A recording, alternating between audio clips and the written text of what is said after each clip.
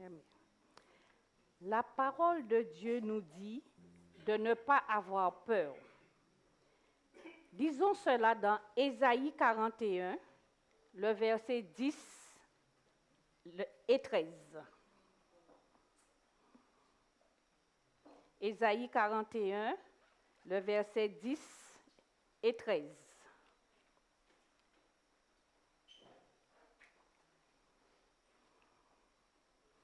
Il nous dit, « Ne crains rien car je suis avec toi. Ne promène pas des regards inquiets car je suis ton Dieu. » Merci. Je te fortifie, je viens à ton secours, je te soutiens de ma droite triomphante.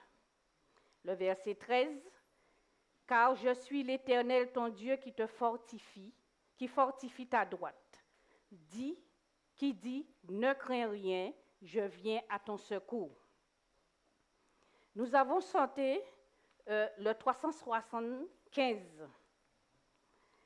Quand Jésus et ses disciples étaient dans le bateau pendant la tempête sur le lac de Galilée, il leur posa une question étonnante vu les circonstances. Nous allons lire la question que Jésus a posée à ses disciples dans Matthieu 8, le verset 26. Si quelqu'un trouve le verset, qu'il puisse le lire. Matthieu 8, le verset 26.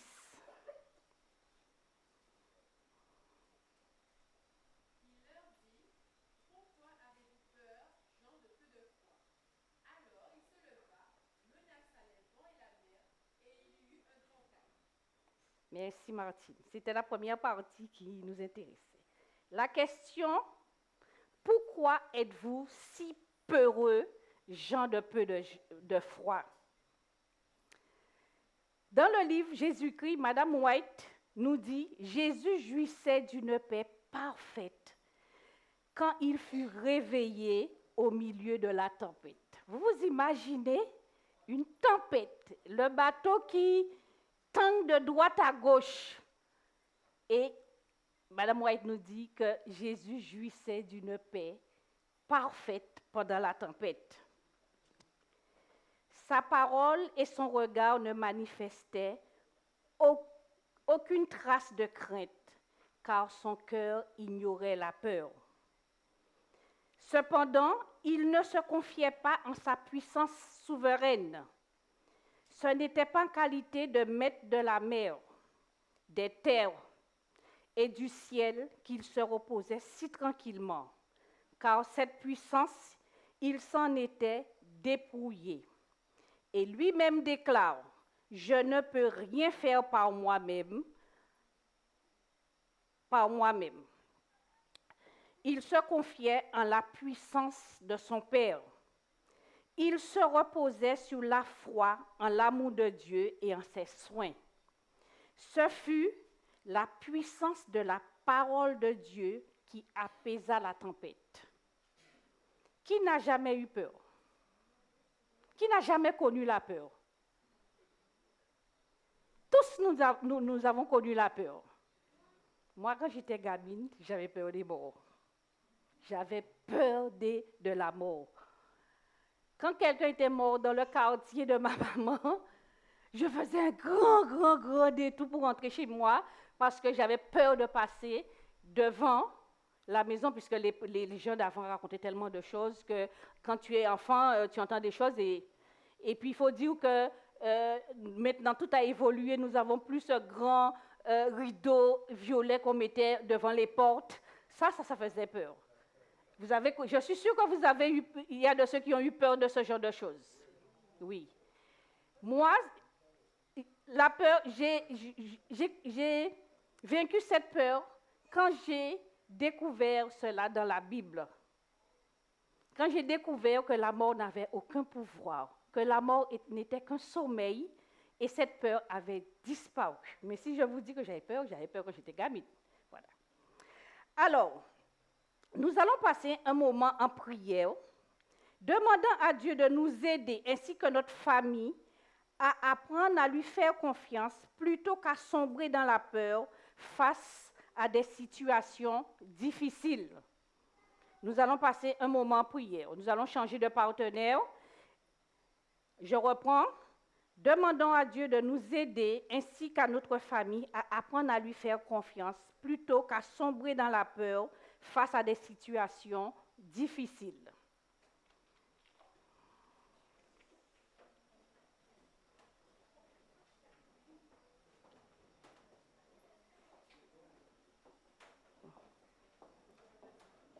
Maro, je vais prier.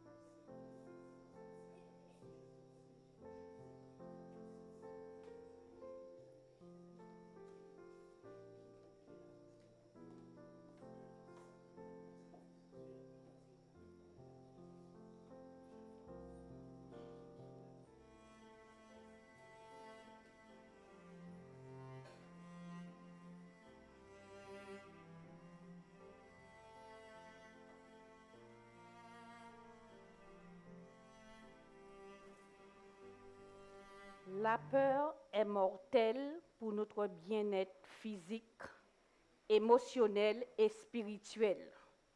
Le médecin Don Colbert a écrit, on a constaté qu'il y a lieu entre l'angoisse et toute une série de maladies parmi lesquelles les maladies cardiovasculaires, l'hypertension, les maladies de l'appareil digestif comme la colite, la maladie de Crohn, le syndrome de l'intestin irritable, les ulcères, les maux de tête, les maladies de la peau, le sporiaris,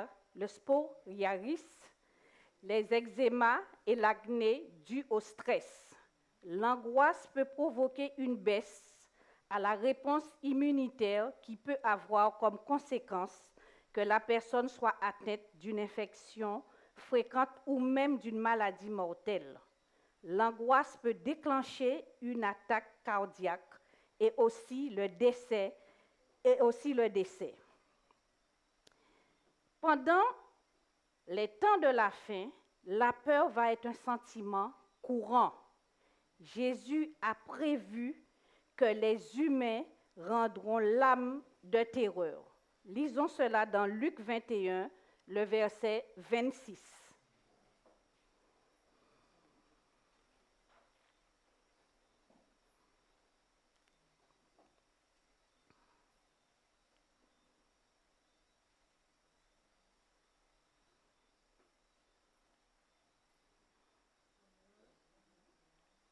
Luc 21, 26. Les hommes rendant l'âme de terreur en attendant ce qui surviendra sur la terre, car les puissances des cieux seront ébranlées. L'Apocalypse montre que ce sera une des caractéristiques de ceux qui ne seront pas prêts quand Jésus reviendra. Nous allons lire cela dans Apocalypse 21, le verset 7 et 8.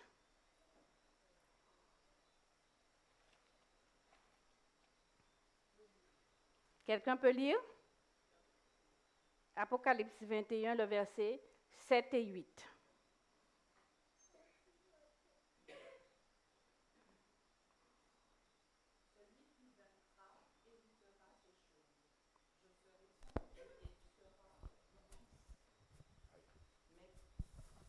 Merci. Mais pour les lâches, les incrédules, les abominables, les meurtriers, les impudiques, les enchanteurs, les idolâtres et tous les menteurs, leur part sera dans les temps ardents de feu et de soufre, ce qui est la seconde mort. Amen. Amen. Par contre, ceux qui seront prêts à rencontrer Jésus, l'amour de Dieu répandu dans leur cœur par l'Esprit Saint. Par l'Esprit Saint. Nous allons lire cela dans Romains 5, verset 5. Ceci se produira lorsque nous recevrons chaque jour le Saint-Esprit dans nos cœurs. Lisons Romains 5, le verset 5.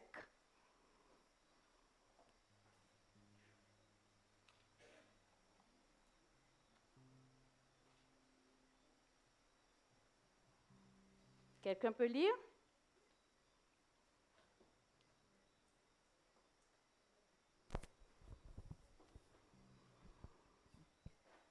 Or, l'espérance ne trompe point, parce que l'amour de Dieu est répandu dans nos cœurs par le Saint-Esprit qui nous a été donné.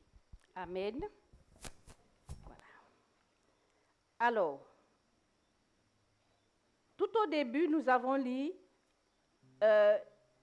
le Ésaïe 41, le verset 10 à 13, qui nous dit que nous ne devons pas craindre quoi que ce soit, que nous ne devons pas avoir peur, que nous devons nous remettre totalement entre les mains de Dieu, comme Jésus s'est remis complètement entre les mains de son Père. Car si nous avons peur, au moins parce que nous entendons beaucoup de choses, hein? On entend guerre, bruit de guerre. Bien que la Bible nous a prévenus, ce n'est pas pour autant qu'il y a des personnes qui n'ont pas peur. Il y a des gens qui ont peur de l'avenir, il y a des gens qui ont peur pour leurs enfants, il y a des gens qui ont peur, parfois qui n'écoutent même pas les infos parce qu'ils disent qu'ils ont peur d'entendre certaines choses. Mais il nous dit que tout cela agit sur notre santé physique, émotionnelle et spirituelle. Nous aurons, parce que nous entendons toutes sortes de maladies. Vous savez qu'il y a la maladie physique, mais il y a aussi les maladies spirituelles. Comme le non-pardon, on dit que quand nous ne pardonnons pas, nous pouvons nous faire des cancers. On peut se faire des ulcères. Pourquoi? Parce que nous avons cette rancune en nous, nous avons ça en nous et nous le tenons. Pourtant, Jésus nous dit, déchargez-vous de tous vos soucis. Déchargez-vous sur nous. Nous disons que oui, nous croyons, oui, nous avons la foi, mais nous n'avons pas suffisamment assez de foi pour que nous puissions tout abandonner à Jésus. Nous avons toujours tendance à pouvoir donner le petit coup de main. Voilà. J'ai un petit souci, j'ai un petit problème de santé, mais avant d'aller à Jésus, il faut que j'aille prévoir, il faut que j'aille déjà chez le médecin pour que le médecin... Mais c'est Dieu qui donne l'intelligence et la sagesse au médecin. Parce qu'il l'a dit dans sa parole, j'ai un souci de santé, ma première réflexe doit être de me mettre à genoux. Seigneur, je remets ma santé entre tes mains. Je remets ma peur entre tes mains. Je remets ma vie entre tes mains. Seigneur, conduis-moi, dirige-moi, dis-moi ce que je dois faire. Et Dieu nous donnera la solution, quel qu'en soit le problème que nous avons, quelles qu'en soient les difficultés que nous pouvons rencontrer. remettons-nous entre les mains de Dieu. Nous allons nous mettre à genoux et nous allons prier pour tous nos frères et sœurs qui sont malades, tous ceux qui ont un problème quelconque, tous ceux qui attendent une réponse à leur situation, que ce soit situation financière, situation familiale. Tous nous avons des problèmes. Mais ce soir, nous allons particulièrement prier pour les malades. Nous avons la sœur Anila qui a un problème avec ses yeux. Nous avons notre sœur Jocelyne qui doit bientôt nous quitter pour aller se faire soigner dans l'Hexagone. Remettons notre sœur Jocelyne entre les mains de Dieu. Nous avons la sœur Michel qui a eu un AVC. N'oublions pas sœur Michel quand nous prions. Nous avons des enfants ici. Même s'ils sont jeunes, parfois nos enfants sont malades aussi. Remettons nos enfants entre les mains de Dieu, car la solution, c'est Jésus. Mettons-nous à genoux.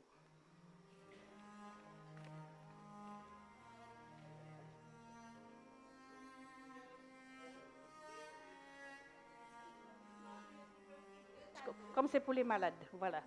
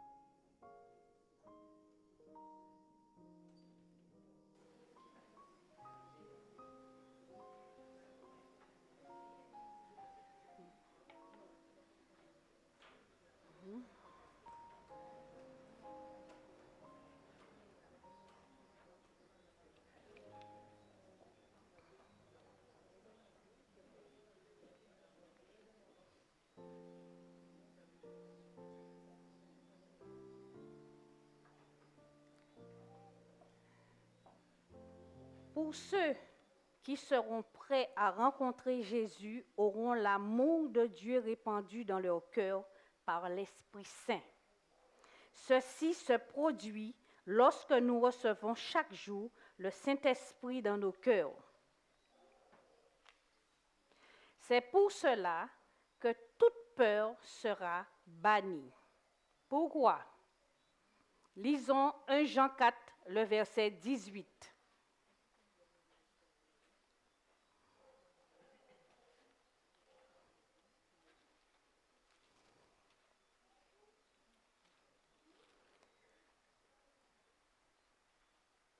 « 1 Jean 4, le verset 18 nous dit, « La crainte n'est pas dans l'amour, mais l'amour parfait bannit la crainte, car la crainte suppose un châtiment, et celui qui craint n'est pas parfait dans l'amour. »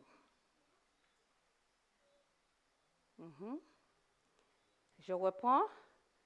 1 Jean 4 et le verset 18. La crainte n'est pas dans l'amour, mais l'amour parfait bannit la crainte. Oui, 1 Jean 4, 18. Alors, mais l'amour parfait bannit la crainte, car la crainte suppose un châtiment, et celui qui craint n'est pas parfait dans l'amour. Madame White poursuit sa description de l'expérience des disciples dans la tempête et leur manque de confiance. De même que Jésus se reposa par la foi sur les soins de son Père, de même nous devons nous reposer sur les soins de notre Sauveur. Si les disciples s'étaient confiés en lui, ils auraient conservé la paix. L'incrédulité fut la cause de leur crainte au moment du danger. Leurs efforts pour se sauver leur fit oublier Jésus. C'est seulement lorsque, désespérants d'eux-mêmes, ils se tournaient vers lui qu'il put leur venir en aide. Combien de fois faisons-nous l'expérience des disciples? Quand éclatent les tempêtes de la tentation, quand l'éclair brille, que les vagues s'amoncellent sur nous, nous combattons seuls contre l'orage, oubliant qu'il y a quelqu'un qui peut nous aider. Nous nous confions en nos propres forces jusqu'à ce que, ayant perdu tout espoir, nous soyons prêts à périr.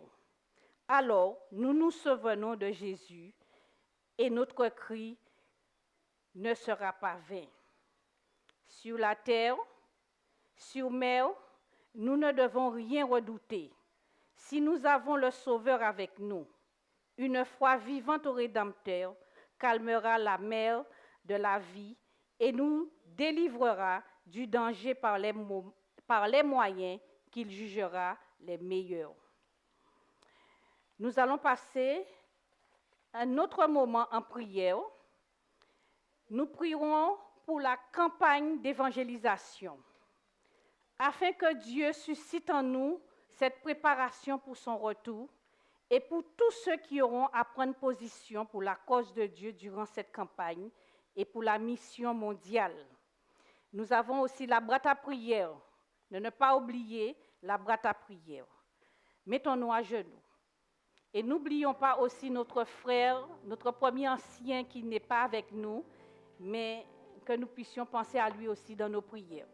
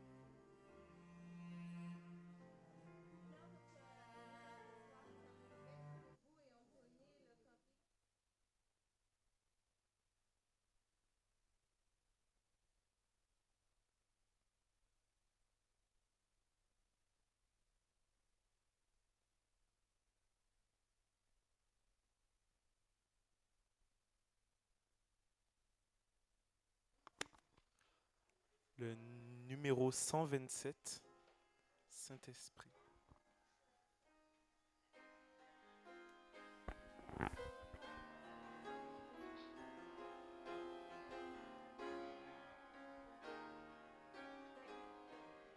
Ensemble. Saint-Esprit, que ta clarté vienne briller sur nos cœurs et que ces rayons vainqueurs chassent toute obscurité. Saint-Esprit, ô vérité, guide infaillible et divin, montre-nous le droit chemin, courbe notre volonté. Saint-Esprit, consolateur, viens calmer tous nos effrois, apaise à ta douce voix la révolte et la douleur. Saint-Esprit libérateur, dont la puissance est pour tous, à jamais délivre-nous des liens de l'oppresseur.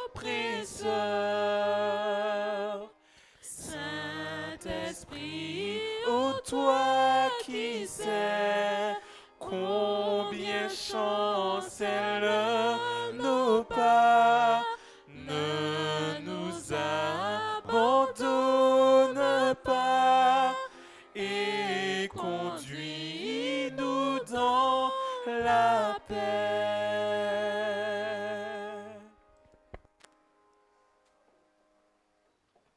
Prions. Notre Père qui est dans les cieux, nous voici en cet instant devant toi, Papa. Tu nous as dit de ne pas promener des regards inquiets, de ne pas nous alarmer, mais que nous puissions nous reposer totalement sur toi comme tu t'es reposé sur ton Père. Papa, en ce soir, nous remettons nos familles, nous remettons nos frères et sœurs, nous remettons tous nos enfants, nos personnes âgées, ainsi que tous nos amis, Seigneur, qui sont sur le live entre tes mains. Car nous savons que tu es la solution à quels qu'en soient les problèmes. Tu es le grand médecin par excellence. Et tu nous demandes, Seigneur, de nous remettre totalement entre tes mains, de te laisser la direction de nos vies. Papa, prends tout en ce soir, et que ta volonté seule soit faite dans la vie de chacun de nous. Je t'ai prié en Jésus et pour ta gloire. Amen. Bonne soirée à tous.